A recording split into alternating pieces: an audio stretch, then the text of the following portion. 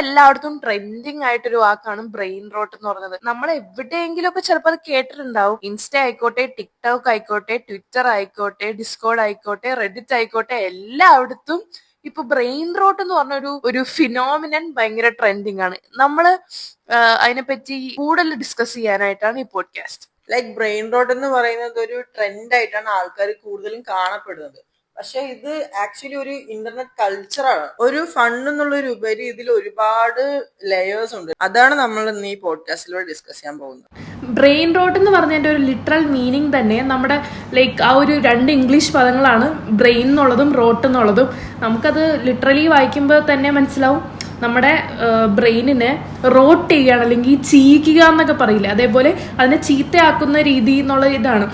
നമ്മളിപ്പോൾ ഇൻസ്റ്റയിലും റീൽസിലും ഒക്കെ ആയിട്ട് ഒരുപാട് പുതിയ ട്രെൻഡിങ് വേർഡ്സ് കാണുന്നുണ്ടാവും. മൊഹയോ, സ്കിബിഡി, റിസ്ലർ എന്നൊക്കെ പറഞ്ഞിട്ട് നമ്മളപ്പോൾ ആലോചിച്ചിട്ടുണ്ടാവും ഇതിൻ്റെയൊക്കെ മീനിങ് എന്താണ്. ഇതിൻ്റെയൊക്കെ മീനിങ് പറഞ്ഞുകൊണ്ടുള്ള ഒരുപാട് വേറെ റീൽസും വരുന്നുണ്ട്. ഷോർട്ടായിട്ട് പറഞ്ഞാൽ ഇതൊക്കെ തന്നെയാണ് ബ്രെയിൻ റോട്ട്. ബ്രെയിൻ റോട്ട് എന്ന് പറയുമ്പോൾ ഒരു സെൻസ് ഇല്ലാത്ത, അൺഹിഞ്ച്ഡ് ആയിട്ട് ഒരുപാട് ഒരു ഇൻസൈഡ് ജോക്സ് ഒക്കെ വെച്ചിട്ടുള്ള, എന്തെങ്കിലും റെഫറൻസസ് ഒക്കെ വെച്ചിട്ടുള്ള ഒരു കൈൻഡ് ഓഫ് ഒരു ന്യൂ ലാംഗ്വേജ് ആണ് ബ്രെയിൻ റോട്ട്.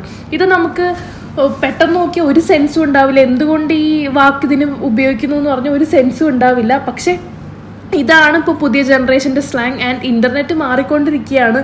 സോ നമുക്ക് ഈ ഒരു ബ്രെയിൻ റോട്ട് ലാംഗ്വേജ് അറിഞ്ഞില്ലെങ്കിൽ ചിലപ്പോൾ നമ്മൾ കീപ്പപ്പ് ചെയ്യാൻ വിട്ടുപോകും എന്നുള്ളത് ഒരു ഫാക്റ്റാണ്.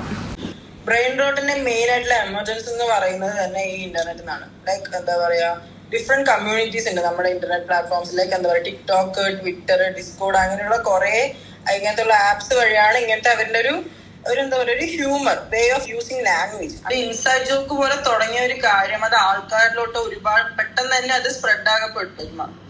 ശരിയാണ്, ചെറിയ ചെറിയ ഒരു കമ്മ്യൂണിറ്റീസിൽ നിന്ന് തുടങ്ങിയ ഒരു ഇൻസൈഡ് ജോക്കായിട്ട് തുടങ്ങിയ ഒരു സംഭവം പിന്നീട് എല്ലാ പ്ലാറ്റ്ഫോംസിലേക്കും, ലൈക്ക് പല പല പ്ലാറ്റ്ഫോംസിലേക്കായിട്ട് ക്രോസ് ഷെയർ ചെയ്യപ്പെട്ടു. അത് ഭയങ്കര എന്താണ്, ഒരു ഇൻസൈഡ് ജോക്കിൽ നിന്ന് മാറിയിട്ട് അതൊരു ട്രെൻഡായിട്ടും ഒരു എല്ലാവരും ഒരു ഗ്ലോബലി ഇൻഫ്ലുവൻസ് ചെയ്യപ്പെട്ടൊരു വേ ഓഫ് ലാംഗ്വേജ് ആയി മാറി എന്നുള്ളതാണ്.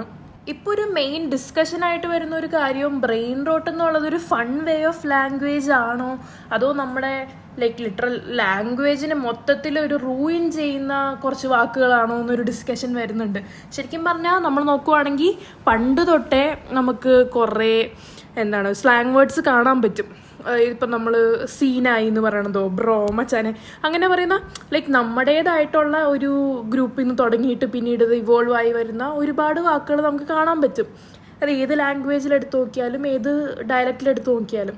പക്ഷേ ബ്രെയിൻ റോട്ടിൻ്റെ ഒരു പ്രത്യേകത എന്താണെന്ന് വെച്ചാൽ ഇത് ഗ്ലോബലി ആണ് ഇവോൾവ് ചെയ്യുന്നത്. അതും ഒരു വല്ലാത്തൊരു സ്പീഡിലാണ്. ലൈക്ക് നമ്മൾ പ്രതീക്ഷിക്കുന്നതിലും അൺപ്രസിഡൻറ്റഡ് ആയിട്ടാണത് ഇവോൾവ് ചെയ്യുന്നത്. അതുകൊണ്ട് തന്നെ 2 ദിവസം ഇൻസ്റ്റ എടുത്തില്ലെങ്കിൽ തന്നെ നമുക്ക് ചിലപ്പോൾ നമ്മളൊരു ഇമ്പോർട്ടൻറ്റ് ട്രെൻഡ് മിസ് ചെയ്ത് കഴിഞ്ഞാൽ പിന്നീട് ഇൻസ്റ്റ തുറക്കുമ്പോൾ, അല്ലെങ്കിൽ ഇൻസ്റ്റയോ ടിക്ടോക്കോ ഏതാ ആപ്പ് നമ്മൾ ഉപയോഗിക്കുന്നതെന്ന് വെച്ചാൽ അത് യൂസ് ചെയ്യുമ്പോൾ പിന്നെ നമുക്ക് ഭയങ്കര കൺഫ്യൂഷൻ ആയിരിക്കും എന്താ ഇവിടെ നടക്കണേന്ന്. ബിക്കോസ് അത്രയും സ്പീഡിലായിട്ട് എല്ലാവരും ഷെയർ ചെയ്ത് പോകുന്ന ട്രെൻഡായിട്ട് മാറുമ്പോൾ ബാക്കി എല്ലാവരും ഇതിനെപ്പറ്റി സംസാരിക്കുമ്പോൾ നമുക്ക് അതിനെപ്പറ്റി ഒരു ഐഡിയ ഇല്ലെങ്കിൽ നമുക്ക് ഒരു ലോസ്റ്റ് ഫീലിംഗ് കിട്ടും. ലൈക്ക് ഈ ബ്രെയിൻ റോട്ട് സ്റ്റഫ് എന്ന് പറയുന്ന ഒരു കാര്യം ഈ ജെൻസിയാണ് തുടങ്ങിയതാണ് പലവരുടെ ഒരു ധാരണ.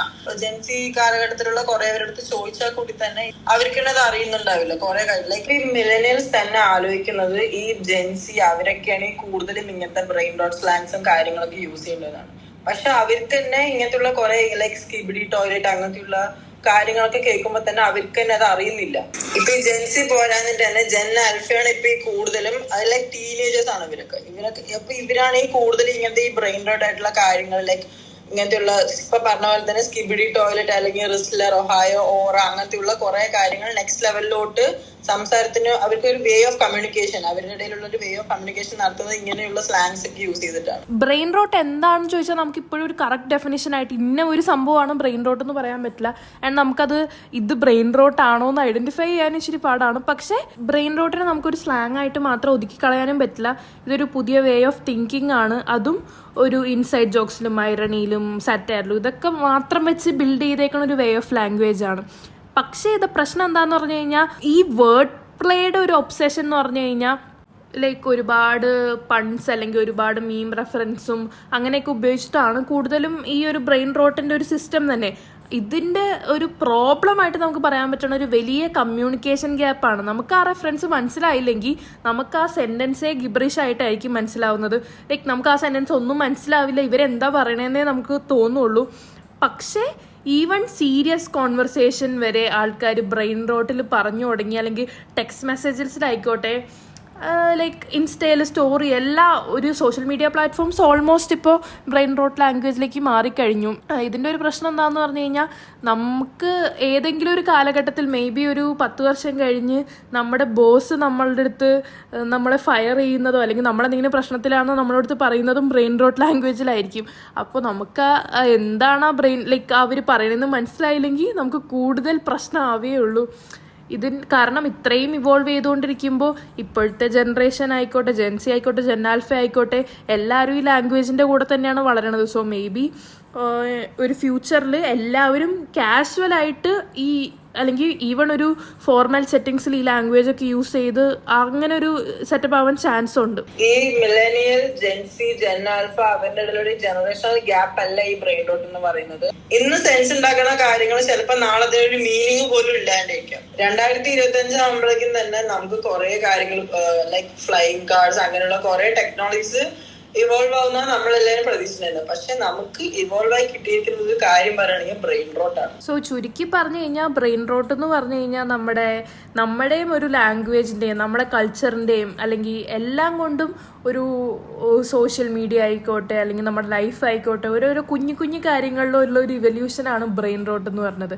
ഇപ്പോൾ പൊതുവെ ഇങ്ങനെ പറയാറുണ്ട് ആൾക്കാർ, ഒരുപാട് ഷോർട്ട് വീഡിയോസ് കണ്ടു കഴിഞ്ഞാൽ നമ്മുടെ ബ്രെയിൻ്റെ അറ്റൻഷൻ സ്പാൻ കുറയും. അതായത് ബ്രെയിൻ റോട്ട് കോണ്ടന്റ് ഒരുപാട് കൺസ്യൂം ചെയ്യുന്ന ആൾക്കാരാണെങ്കിൽ അവർക്കത് നെഗറ്റീവ്ലി ഇമ്പാക്ട് ചെയ്യുന്നു. നമ്മുടെ ഇപ്പോഴത്തെ ന്യൂ ജനറേഷൻ ആയിക്കോട്ടെ ഈ ബ്രെയിൻ റോട്ട് കണ്ടു തന്നെയാണ് വളരണത്.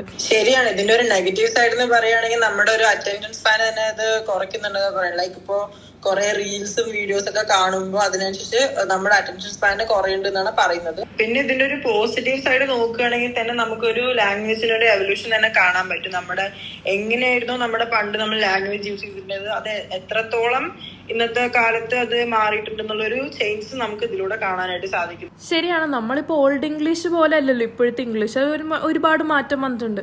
അതേപോലെ നമുക്ക് വേണമെങ്കിൽ ഇതിനൊരു നാച്ചുറൽ എവല്യൂഷൻ ആയിട്ട് തന്നെ കാണാം.